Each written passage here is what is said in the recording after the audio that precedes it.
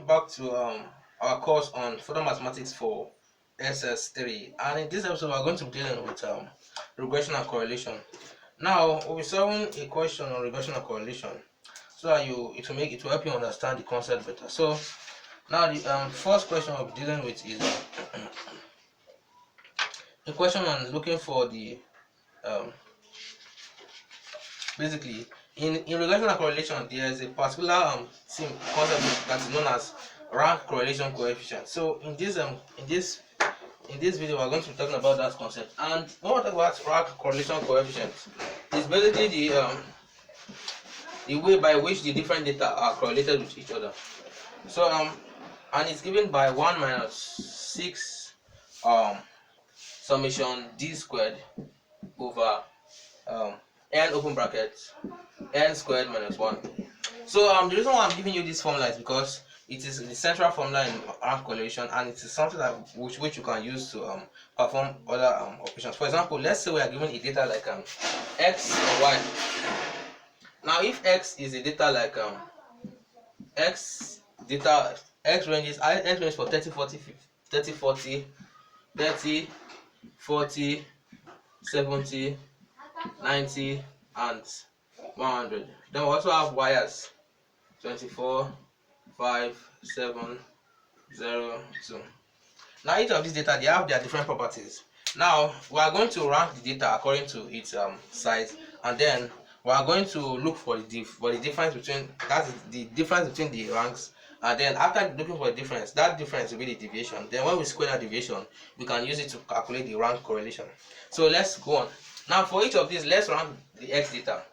For the x data, this is the we could rank it in any way. We can rank it in ascending or descending order. So let's rank it in let's rank it in ascending order. So we have this as ascending order. So we have 100 as 1. Alright, descending order. Let's use descending order. 100 is 1. We have 90 as 2.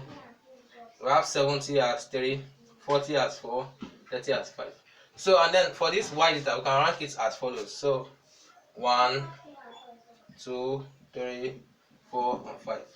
Now what we'll do is we'll basically take these ranks. We'll look for the difference between these ranks. For example, 5 minus 1, that is 4. 4 here, that's the difference here. So the difference. So 5 minus 4, 1 is 4 here. Then 4 minus 3, that's 1 here. 3 minus 2, that's 1 here. 2 minus 5, that's minus 3. Then 1 minus 4. 1 minus 4, 1 minus 4, that is minus 3. So at the end of the day, we will need to square the deviations.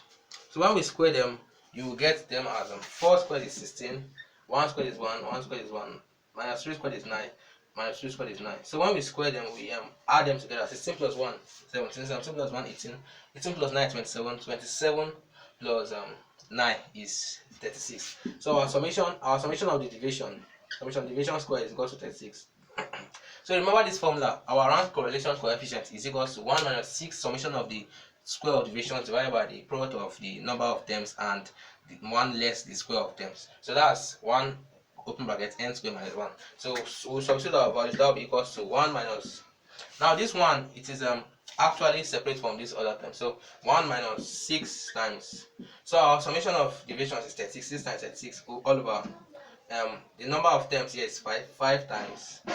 The square of terms is 25. 25 minus, then the 25 minus 1. So at the end of the day, we have that 1 minus 6 times 36 minus 6 times 36 over 5 times 24. So I hope you understand the concept. So let's cut it down. 12 into 24, that's 2. 12 into 36, that's 3. So I have 2 into 1, 2 into 6, 3. That's 1 minus 3 times 3, that's 9. 1 minus 9 over 5. So this is a negative answer. We will get minus 4 over 5. Okay, let's calculate that properly. So I have 5 as a denominator. 1 in 5, that's 5. 5 minus 9, that's minus 4. So answer becomes minus 4 over 5. So that is the rank correlation coefficient. So you often be dealing with concepts like this. There are more concepts to this topic. You can check it out in your library. You can check it out in your But you can download PDFs based on this topic so you can know it in a deeper depth. Thanks for watching.